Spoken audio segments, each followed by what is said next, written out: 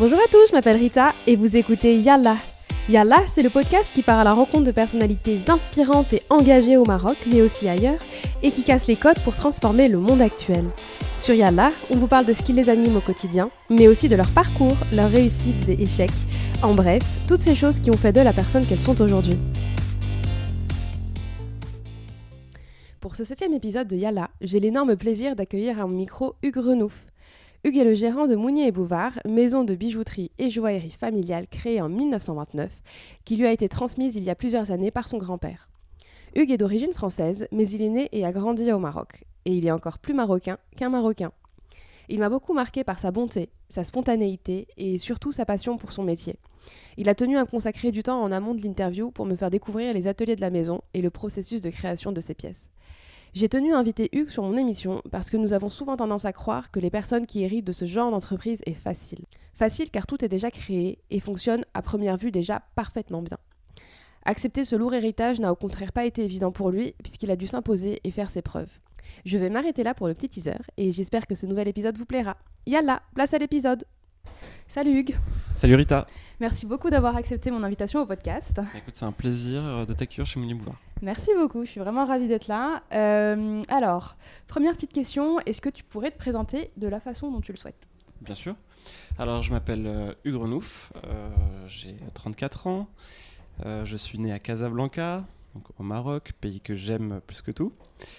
Et à part tout ça, je suis joaillier et je travaille dans une maison familiale donc, qui a été fondée par mon arrière-grand-père dans les années 20 au Maroc, à Casablanca, qui s'appelle Mounier & Bouvard.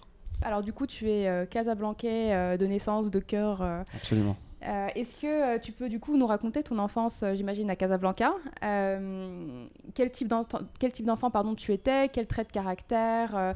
Parle-nous un petit peu de toi, du petit Hugues. Écoute, le petit Hugues qui est devenu grand. Alors quand il était petit, le petit Hugues, je pense qu'il aimait beaucoup voyager avec ses parents.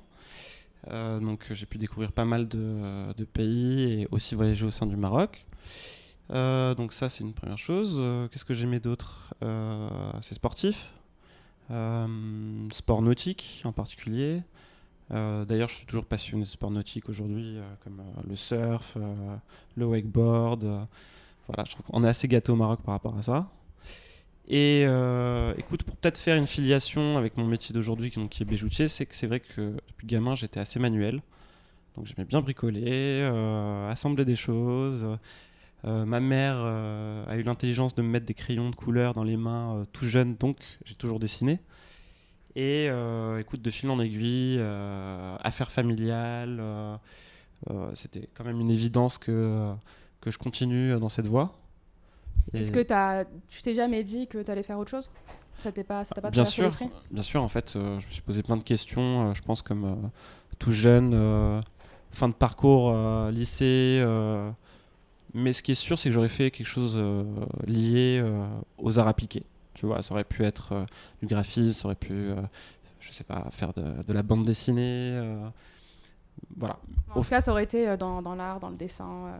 Après, bien sûr, quand tu as un outil de travail qui t'est proposé et quel outil, parce que je rappelle que c'est quand même un métier passionnant, on utilise quand même de belles choses comme le travail des métaux, le travail des pierres précieuses, des pierres fines, voilà.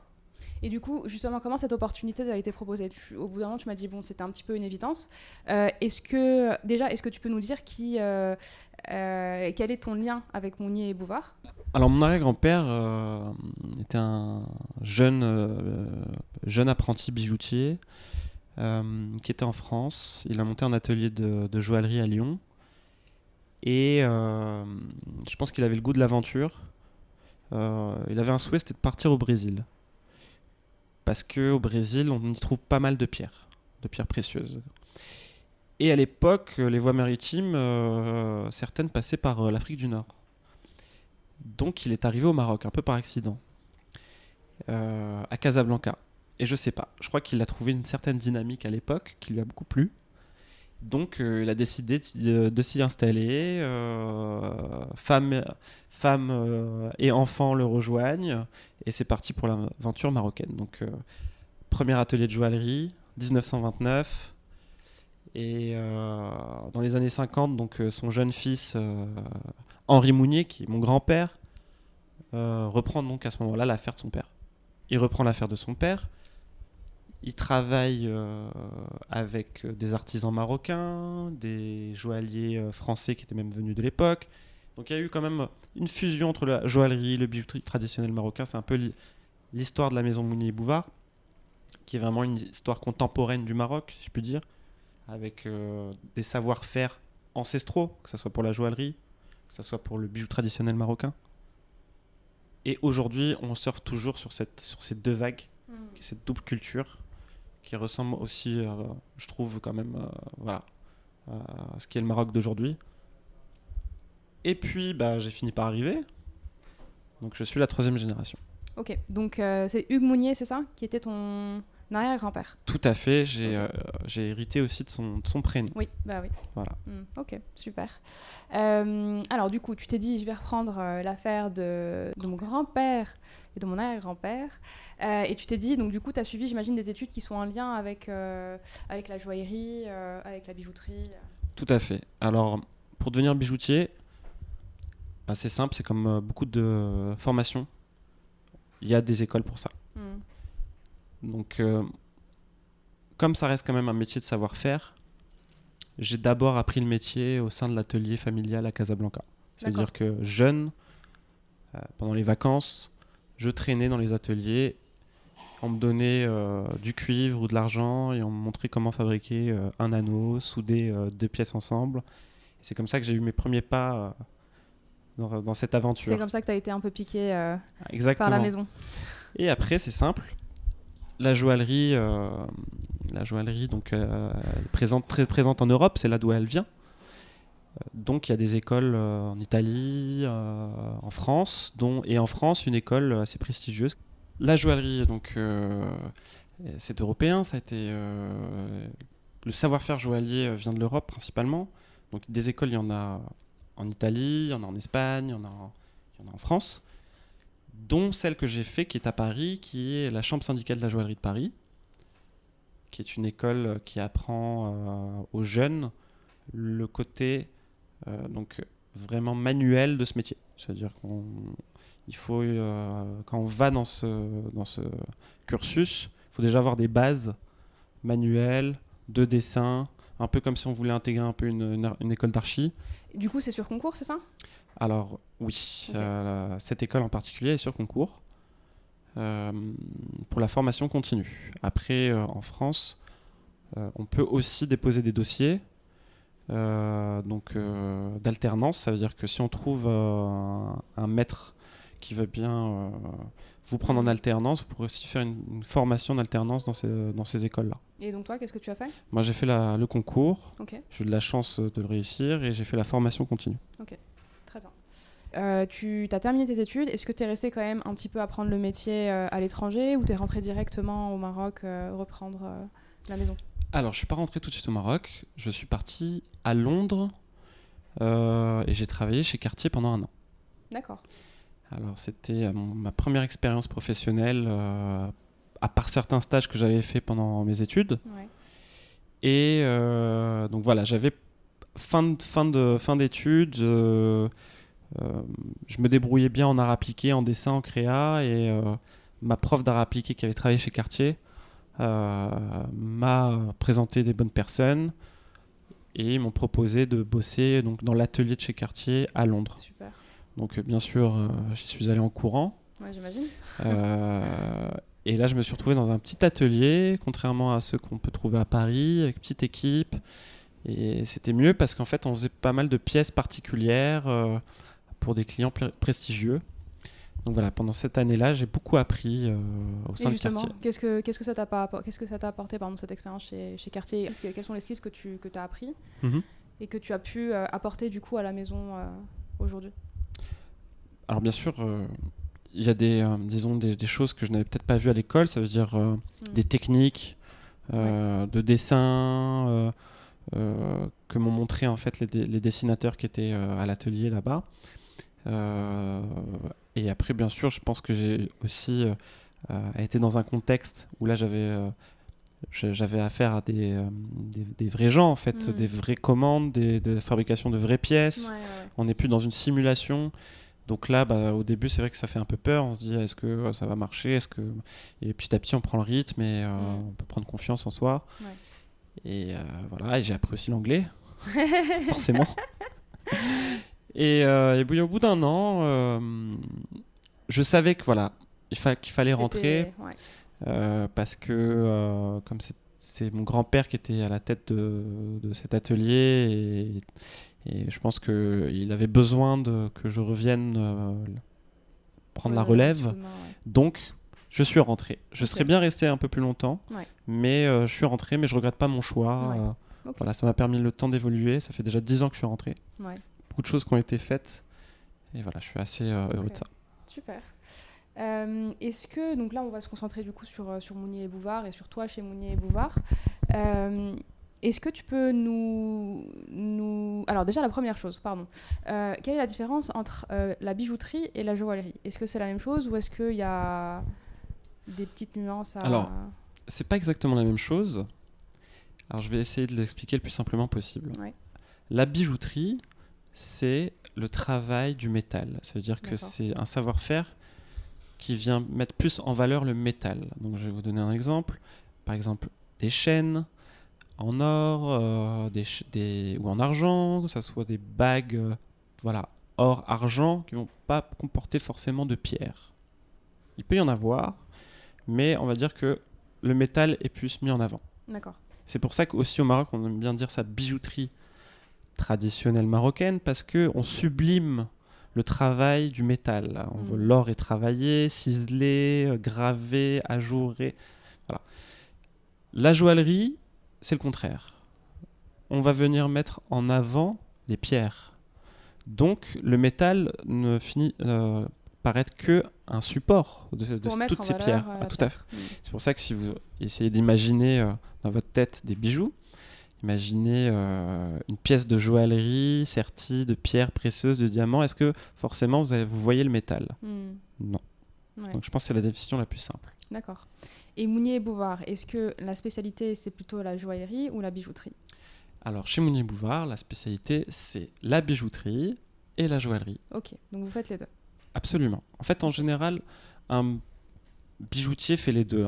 C'est pour ça que le terme bijoutier joaillier est souvent entendu, en fait. Vous entendez souvent bijoutier joaillier, parce que donc, il a son savoir de bijoutier qui va lui permettre de faire tout ce qui est pièces en métaux, comme je viens de l'expliquer précédemment, et aussi de la joaillerie, les solitaires classiques, les rivières de diamants, les bracelets tennis, voilà. C'est ce genre de belles choses. Et en fait, aussi chez Mounier Bouvard, on va dire, nous on a la bijouterie joaillerie et la bijouterie traditionnelle marocaine. D'accord. Dans nos skills. Ouais, ok.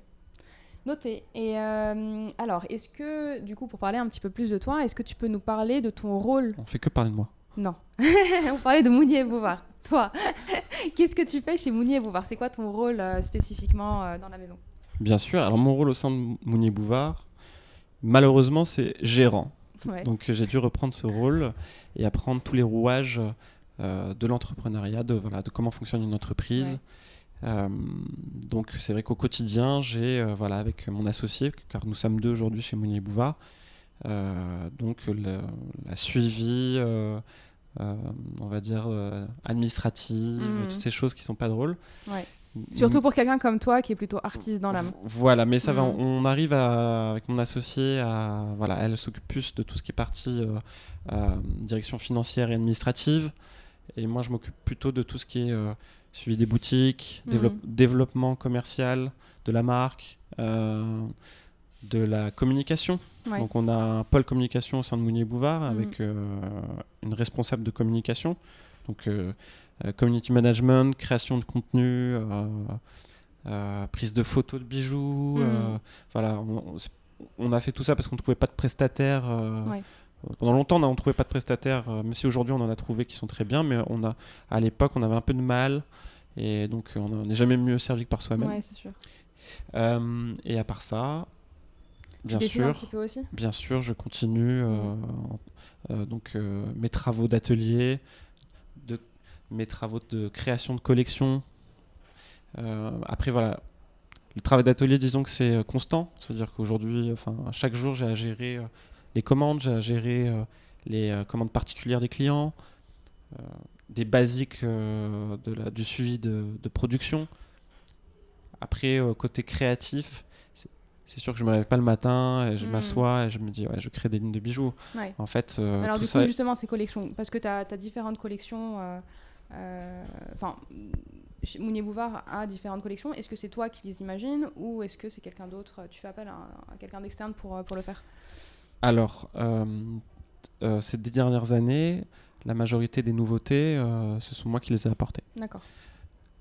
D'ailleurs, quand je suis arrivé chez Mounier Bouvard, il n'y avait pas vraiment de collection. C'est-à-dire qu'il y avait beaucoup de bijoux, mais pas forcément de lignes ou... voilà, c'est en disant qu'il y avait une désorganisation au niveau de toutes ces pièces en fait, qui existaient. Et quand je suis arrivé, mon intérêt c'était un peu de dissocier les styles déjà dans le bijou traditionnel marocain. Un petit peu de cohérence en fait. Voilà, c'est-à-dire du bijou très ancien au bijou traditionnel moderne où on vient fusionner la joaillerie et le bijou traditionnel. Donc là, depuis donc une dizaine d'années, on a réussi à avoir différentes lignes en ce sens. Et aussi toutes les nouveautés de création joaillière, c'est-à-dire de la joaillerie ou de la bijouterie, inspiration bien sûr des arts traditionnels marocains. Voilà. Ok, très bien. Et du coup, pour revenir un petit peu à ton rôle au sein de Mounier Bouvard, est-ce que quand tu as repris la tête de la maison, est-ce que tu avais quelques appréhensions ou c'était une évidence pour toi? Comment tu as fait pour t'adapter un petit peu en arrivant? Comment tu as fait pour t'imposer, entre guillemets, c'est pas vraiment le mot que je veux utiliser, mais tu vois un petit peu... en tout cas, faire ta place, on va dire. Alors, pour parler franchement, je pense qu'il n'y a rien de plus dur que de reprendre une affaire familiale. Oui, parce que c'est quand même un héritage qui est assez lourd. Et c'est un très bel héritage, mais qui doit être c'est très lourd. C'est très lourd et je pense que si des personnes m'écoutent là et ont aussi repris des business avec la famille, forcément ce n'est pas facile. Pourquoi ? Parce qu'on rentre déjà dans une sphère qui ne vous appartient pas, où il y a déjà des personnes qui sont déjà présentes depuis longtemps, qui travaillent, qui ont une vision, et vous arrivez à une vision nouvelle, jeune. Donc il faut faire sa place. Ouais. Donc si on est trop jeune, je pense que ça casse parce que on a des émotions qui parlent, mais si on rentre avec un peu de maturité, je pense que la meilleure chose à faire, c'est d'abord prendre un peu la vague qui est déjà on va dire dans l'entreprise, prendre son temps d'observer et en cheminant doucement, s'imposer. Et en fait, c'est juste le travail et la qualité de son travail avec le temps. Ouais. Qui parle pour toi en fait. Voilà, qui finit par être une évidence. Donc bien sûr, il y a ça. Il y a aussi le fait qu'on a beaucoup de pression sur les épaules de la part des personnes qui nous ont légué. Parce que eux, vous n'avez pas le droit à l'erreur, ils veulent vous donner l'exemple constamment.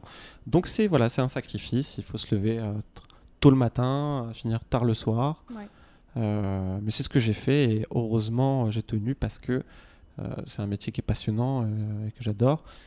Et la maison a beaucoup changé. Aujourd'hui, on a une vraie image de marque au Maroc, je pense. On l'avait déjà avant, mais disons dans un cercle plus restreint. Maintenant, on va dire que les réseaux sociaux ont permis de mettre à jour tout ce qu'on pouvait faire et on continue de le faire. Donc, pour revenir aussi aux créations, il y a quand même aujourd'hui des nouveautés qui sont sorties. On n'est pas forcément que dans de la joaillerie classique, lourde, chère, ou du bijou traditionnel beldi aussi inaccessible, même si aujourd'hui on reste quand même positionné comme une maison de bijouterie joaillerie. J'ai aussi des produits d'appel très intéressants, que ce soit en bijouterie traditionnelle ou en joaillerie. Et ces produits d'appel-là, c'est toi qui les as proposés, du coup ça n'existait pas avant. Il y en avait beaucoup moins. C'était une clientèle un peu plus restreinte, j'imagine. Exactement. Un peu plus, Exactement. Ouais, ok. Alors, sur un aspect un peu plus managérial, parce que tu es gérant, donc tu gères des personnes, est-ce que tu peux nous dire déjà la taille de ton équipe ? Donc, tu me disais tout à l'heure que tu avais 50 personnes, c'est ça, chez Mounier Bouvard ? Absolument. On est une jolie petite PME. Ouais. Donc, une trentaine d'artisans. répertoriés en bijoutier, joaillier, sertisseur, graveur, polisseur, dessinateur, 3D, chef d'atelier. Ça, c'est pour la partie donc, prod. Ouais. Et pour la partie, on a une dizaine au niveau administratif, une dizaine à travers la partie commerciale, boutique. Ouais, donc ça fait quand même pas mal de monde à gérer. C'est quoi en tant que manager tes valeurs? C'est quoi qu'est-ce qui est essentiel pour toi dans ta relation avec tes employés? Qu'est-ce qui fait que tu as une bonne relation avec eux? Parce que c'est pas donné à tout le monde. Alors, le management aussi, c'est encore quelque chose qui est hyper compliqué. Ouais. Alors, j'ai jamais été, on va dire, un manager inné. C'est-à-dire Ouais. quand je suis rentré chez Mounier Bouvard, j'ai dû apprendre à manager. J'ai fait des erreurs et avec tout ce que j'ai pu apprendre, c'est que, comme je te dis tout à l'heure, il faut s'imposer dans une boîte. Donc je pense que déjà, si on montre l'exemple, on finit par avoir la confiance en fait des personnes qui nous entourent. Ouais. Et après, c'est sûr que les valeurs que je partage aussi, c'est que bien entendu, il ne faut jamais oublier que une entreprise est portée par le travail de toutes les personnes qui s'y trouvent. Ouais. Et aujourd'hui, j'ai de la chance, c'est parce que je pense que m'entendre avec la majorité de mes artisans. Que je pense que je suis très présent à l'atelier. Ils m'ont vu évoluer jeune déjà. Donc, ils savent que je ne débarque pas du ciel, en fait. J'ai appris le même métier qu'eux. On parle le même langage. Et sinon, pour on va dire les autres personnes qui travaillent, que ce soit au niveau de de tous les autres secteurs de la maison, forcément, je pense qu'on essaie de rester comme une famille, en fait, peut-être. Je sais pas. Après, je pense que si les gens décident de rester, c'est que finalement, ils y sont bien et tant mieux. Yes. Ok, super. Est-ce que tu as déjà eu des challenges avec Mounier et Bouvard? Est-ce que tu as eu un moment de doute ou des challenges à surmonter? Alors déjà, je vais parler d'un gros challenge. C'est 2 années foudroyantes de pandémie. Ouais. Donc c'est un arrêt total de l'activité pendant plusieurs mois. Ouais.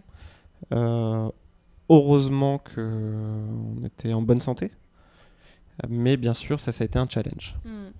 C'est un gros challenge de gestion de crise, de sacrifice des gérants et gérer la reprise. Ouais. Donc ça a été un bon challenge. Après, des challenges, il y en a tous les jours. C'est une maison qui demande à évoluer, à s'agrandir, à se développer dans plein de domaines. Donc je pense que tous les jours, il y a des challenges. Ok. Et du coup, tu parlais du Covid. Est-ce que tu as ressenti un avant-après par rapport à ta clientèle ou pas forcément dans les habitudes de consommation Alors, nous, on a de la chance. Pourquoi ? On a de la chance dans le sens où on ne faisait pas partie de ces industries qui étaient directement, on va dire... on ne faisait pas partie de ces industries qui étaient, on va dire, comme l'hôtellerie, les métiers de la communication, pas mal d'artisans aussi, qui vivent du tourisme. Voilà. Nous, après Covid, il y a, je pense, une embellie qui se fait de la part des ménages. Moi, je vends aussi beaucoup d'articles de mariage. Les mariages ont continué, même après la pandémie. Il n'y avait plus de soirées, c'est sûr, il n'y avait plus de fêtes, mais les actes existent. Donc, les bijoux bijoux de mariage ont continué à se faire. Donc ça a été super important. Je pense qu'il y a aussi le désir, je pense que c'était de consommer marocain.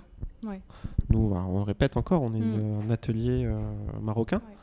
Donc je pense que voilà, un beau soutien. Mais ça, j'ai l'impression qu'en fait, consommer marocain, c'est quelque chose qui est vraiment arrivé avec le Covid. Comme toutes les frontières étaient fermées, on n'avait pas forcément le choix. Et il y a de plus en plus de petites marques ou ce genre de choses qui se sont développées. Et les Marocains, j'ai l'impression qu'ils veulent beaucoup plus acheter marocain qu'avant le Covid, en tout cas. Mais ils ont raison, qui continuent. Mais c'est vrai que oui. En tout cas, ces deux dernières années après Covid, oui. Ouais. Après, ça va peut-être changer. Hein. On n'a pas que envie de manger du marocain. Hein. C'est clair. Ok. Est-ce que tu peux nous parler un peu de ta clientèle chez Mounier et Bouvard? Est-ce que ce sont des jeunes, des moins jeunes? Est-ce que tu vois un switch un petit peu dans leur mentalité entre le moment où toi tu es arrivé et aujourd'hui, parce que tu as fait beaucoup de choses depuis? Est-ce que tu vois des changements? Alors bien sûr, donc, la clientèle aujourd'hui, ce qui est bien, c'est qu'on a tous les âges. Ouais. On a la génération de mon grand-père, on a les enfants de cette génération-là, qui sont nos parents, et aujourd'hui on a leurs enfants, qui sont nous, en fait. Ouais. Donc il y a plusieurs générations, en fait. Et forcément les jeunes, il y en avait moins il y a 10 ans peut-être. Mais depuis que justement aujourd'hui on est ultra présent sur les supports qu'utilisent les jeunes, on les touche. Donc je peux dire que oui, on touche toutes les générations. Et justement, on doit s'adapter en termes d'articles de bijouterie, de pouvoir satisfaire chaque bourse. Un jeune qui démarre dans la vie, c'est pas un senior de 50 ans qui a réussi sa vie. Ouais. Mais peut-être que ce jeune de 30 ans aujourd'hui qui démarre sa vie, ça sera un senior. Et en général, c'est ça. Et ils nous suivent. Ils nous suivent pendant... Voilà. Ils sont assez fidèles. Voilà. Ok, super. Alors, il y avait une question que je voulais te poser. Ici, au Maroc, peut-être ailleurs aussi, je ne sais pas, mais on a une culture assez forte des diamants. On aime beaucoup les diamants, on aime beaucoup les gros diamants. Les diamants avec beaucoup de carats. C'est des diamants, c'est ça, les transparents, là? Ça s'appelle des diamants, c'est ça? Oui, pas toujours, mais oui, en général, c'est des diamants. Ouais, c'est des diamants. Des fois, ça peut être défaut. Ça peut être défaut aussi. Ouais, mais... Mais je sais en tout cas qu'ici, on aime beaucoup les gros diamants. Est-ce que selon toi, c'est un bon investissement ou pas d'investir dans une bague avec des gros diamants comme ça? Parce que j'avais vu une espèce de vidéo sur De Beers qui disait qu'en réalité, en fait, comme De Beers avait un peu le monopole, enfin en tout cas De Beers et d'autres maisons avaient un peu le monopole sur les mines de diamants, c'est ce qui faisait monter un petit peu le prix. Donc est-ce que réellement c'est un bon investissement ou pas? Ou est-ce que toi, qu'est-ce que tu conseilles d'acheter comme bijoux ou plutôt dans la joaillerie de manière générale? Alors, tu me poses la question si est-ce que les diamants sont de bons investissements? Ouais. Alors, tout dépend des diamants. Ouais. Et tout dépend de la certification de la pierre que l'on achète. D'accord. Parce que aujourd'hui, pour garantir la qualité d'une pierre, on a besoin d'un certificat. Ouais. Par exemple, tu vas acheter une pierre aujourd'hui, un diamant qui est de tel critère de qualité. Tu vas l'acheter avec son certificat. Donc, c'est une preuve que ta pierre est bien de cette qualité. 10 ans après, tu vas la revendre, tu as ton certificat. Ouais. Voilà, on ne peut pas te dire non, c'est pas cette qualité. Voilà. Donc, oui, forcément, tout ce qui sera certifié, si tu achètes une pierre aujourd'hui, peut-être qu'elle en vaudra beaucoup plus dans 10 ans. D'accord. La pierre, je parle. Après, c'est pas pour, on va dire, toutes les tailles de pierre, toutes les petits diamants qu'on pourrait utiliser qui sont pas certifiables parce qu'ils sont trop petits. Ouais. Là, non. Okay. Mais dès qu'on commence à dépasser 0,30, 0,50 carats, que ça soit pour le diamant ou que ça soit pour d'autres pierres de couleur comme le rubis, le saphir, l'émeraude, à partir d'une certaine taille, il vaut mieux avoir un certificat. Ok. Voilà, je pense que c'est... Voilà. Donc oui, okay. Après, si je devais parler d'investissement, le meilleur investissement, c'est l'or. Ouais. Depuis qu'on a trouvé de l'or sur cette terre, c'est le meilleur investissement. Parce que l'or, c'est de l'or. Ouais. Voilà. Il suffit juste de le gratter ou d'un peu d'acide pour savoir si c'est de l'or. Où que tu sois dans le monde, tu veux échanger du cash contre de l'or, tu pourras l'échanger. Ouais. Ok, très bien. Alors, on va switcher un peu de sujet. On va arrêter de parler de Mounier et Bouvard. Alors, du coup, en parallèle de ton métier de bijoutier joaillier, tu es un grand aficionado de surf. la bijouterie, elle a un côté un peu plus formel. Enfin, la bijouterie slash joaillerie a un côté un peu plus formel. Et le surf a un côté un petit peu plus libre. Pour moi, ce qui lie un petit peu les deux, le surf et la bijouterie, c'est tout cet aspect un petit peu naturel. Parce que l'or, les diamants, etc. viennent de la nature, viennent de la terre. Le surf, t'es plutôt sur la mer. Est-ce que, justement, t'as eu, tes parents ou ta famille t'a inculqué cet amour pour la nature ou pas? Ou c'est vraiment quelque chose qui... Enfin, est-ce que c'est inné en toi ou c'est quelque chose que t'as découvert au fur et à mesure? Bah, c'est sûr que oui, je trouve que c'est drôle de comparer les deux, le côté très formel de la bijouterie, très carré. Ouais. Peut-être que voilà, c'est aussi quand on sort justement de ce cadre, on a besoin de choses qui n'est pas de règles. Ouais. C'est sûr que la nature, ça n'a pas de règles. Après, pour revenir à cette passion, peut-être que c'est grâce à mon enfance ou le mode de vie de mes parents qui a fait qu'aujourd'hui j'aime bien ça. Ouais. Ça dépend des caractères de chacun. Ce qui est sûr, c'est que oui, j'aime ce que la vie nous propose, bien entendu. Donc j'en profite à ce niveau-là, et surtout au Maroc. Ouais, c'est clair. Est-ce que tu as un spot préféré justement que tu pourrais partager avec nous Comme je suis casablancais, je surfe autour de Casablanca. Ouais. Donc Darbouaza, Hendieb. Je peux aller jusqu'à Bouznika. Mais après, on a 2000 km de côte, donc il y a plein de spots au Maroc. Donc je boule pas mal en ce sens. Ok.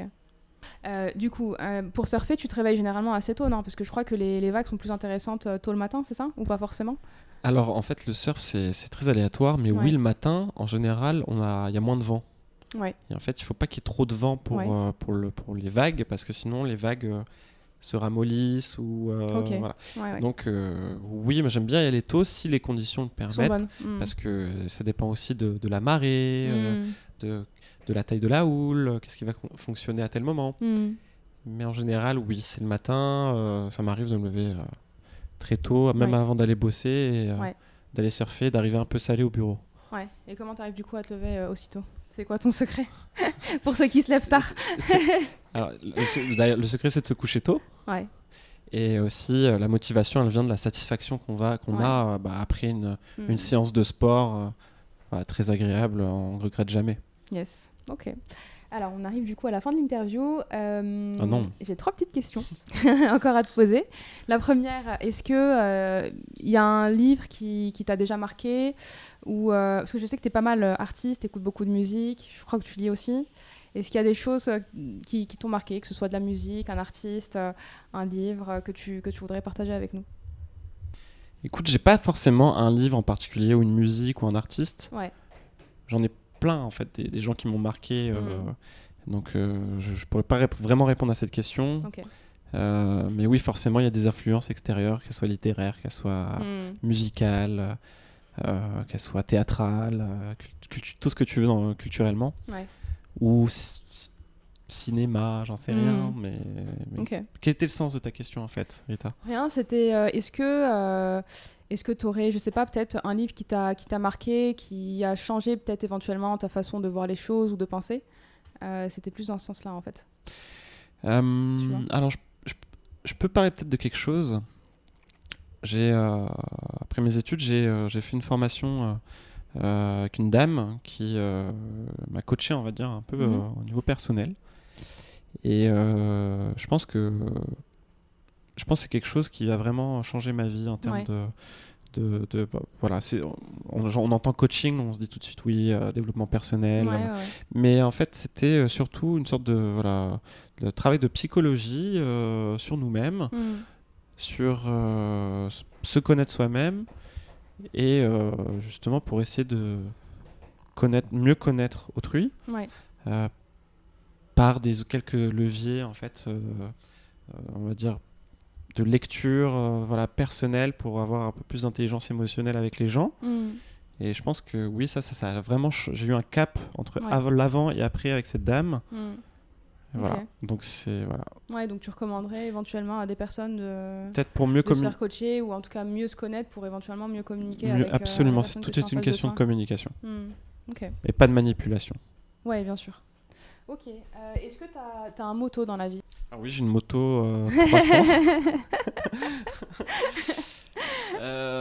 Écoute, le plus important, c'est de pas se prendre la tête. Ouais. C'est dans tous les domaines. Mm. Que ça soit le boulot, que ça soit la vie personnelle. Je pense que Ouais. qu'on soit pauvre ou riche, Mm.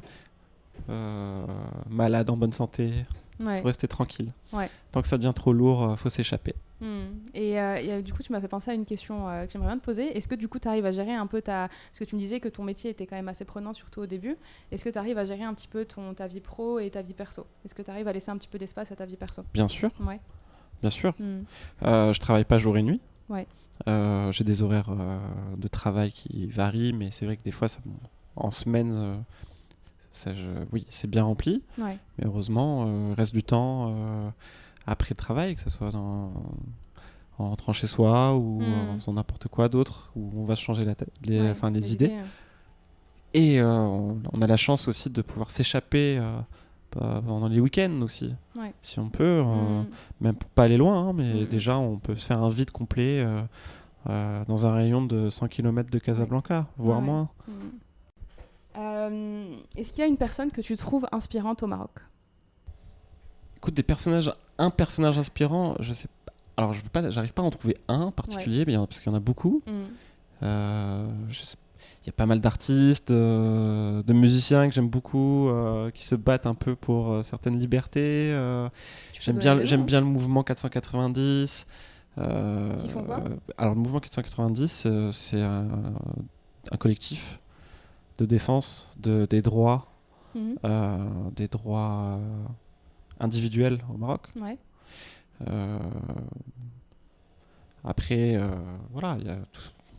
Je pense que je m'inspire des acteurs marocains qui vont à terme faire changer et évoluer certaines mœurs, je pense. Comme qui, par exemple? Tu penses à quelqu'un en particulier ou non? Pas quelqu'un en particulier, parce que je vais pas nommer, Ouais. mais c'est, disons, moi je souhaite vivre dans un Maroc moderne, Ouais. avec ses traditions, avec sa religion, mais disons plus moderne peut-être. Donc, un peu comme en Tunisie. Peut-être. Exactement. Ouais. Et puis si je devais parler d'un artiste là comme ça qui me vient en tête, qui m'inspire beaucoup, c'est un artiste qui vient de Marrakech, je crois, ou à côté, qui s'appelle Smail Zaidi, et qui a, pendant le confinement, pris en photo sa famille sous forme artistique. D'accord. Et puis je trouve que c'est assez bouleversant comme vision. Donc il s'appelle Ismail Zaidi pour ceux qui connaissent pas encore, mais il tient à être connu et il va être connu. Ok, super. Bah écoute, merci beaucoup Hugues, c'était ma dernière question. Bah merci à toi Chérita, c'est un plaisir et tu reviens quand tu veux. Merci beaucoup, c'est hyper gentil. Allez, à bientôt. Ciao. Salut. Cet épisode touche à sa fin. Je vous remercie infiniment de l'avoir écouté jusqu'au bout. S'il vous a plu, n'hésitez pas à en parler autour de vous. Par ailleurs, si vous souhaitez me faire un feedback ou me proposer un invité, n'hésitez pas à m'envoyer un message sur la page Instagram ou LinkedIn de Yalla. À très vite pour un prochain épisode.